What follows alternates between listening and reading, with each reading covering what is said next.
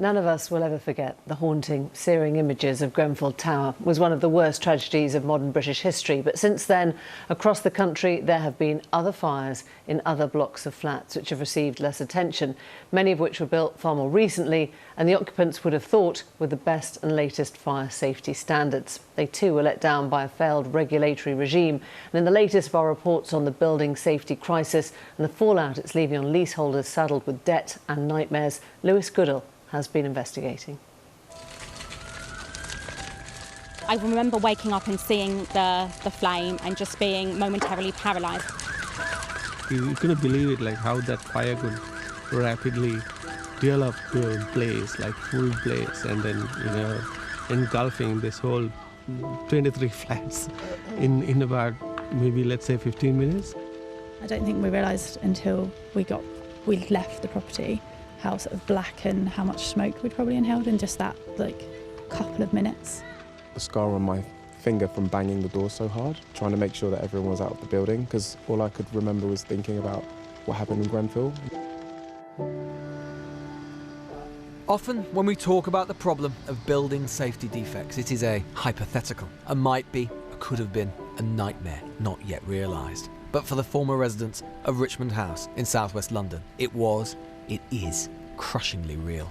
In 2019, all 23 sets of shared ownership leaseholders quickly lost their homes to flame, despite the efforts of 125 firefighters. 2 years later, their old block is little more than a fence. Rebuilding hasn't even begun. It's a strange feeling. We haven't been here for quite a long time, so with COVID and everything, coming back now, it's such a beautiful day. You can kind of remember why we first kind of chose this place. Why you wanted to live here in the first place? Yeah, it's like a little paradise.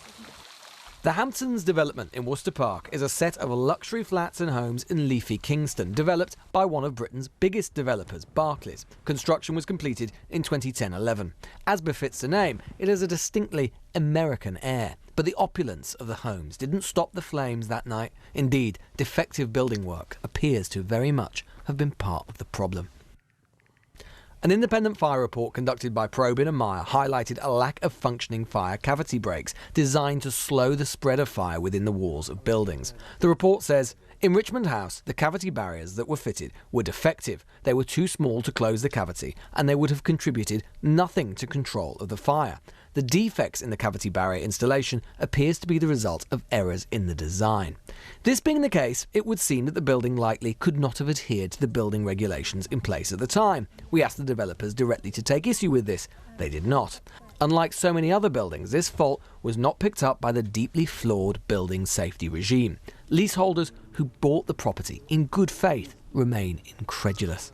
We were surprised, like whole chain of this signing had gone through, and then everybody had signed off to be safe, and it cannot happen because these are not naive people, these are professionals, and they should have noticed these things, and then there must have been some engineers or technical experts involved. And how did they sign this thing? And this is not any other country, this is UK. So we expect things to be an example to the other, rest of the world.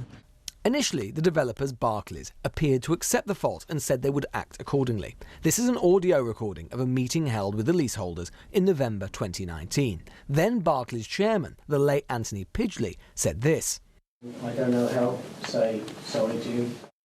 I founded this business because I believe decent to doing decent things, and we failed that. We did miss that fast. Sorry, but we will be taking responsibility. And yet Barclays has since resiled from this position. The freeholder has offered to buy the leaseholders' share of the properties back, something most of the leaseholders have rejected, partly as a result of the valuation offered and the trauma they've endured.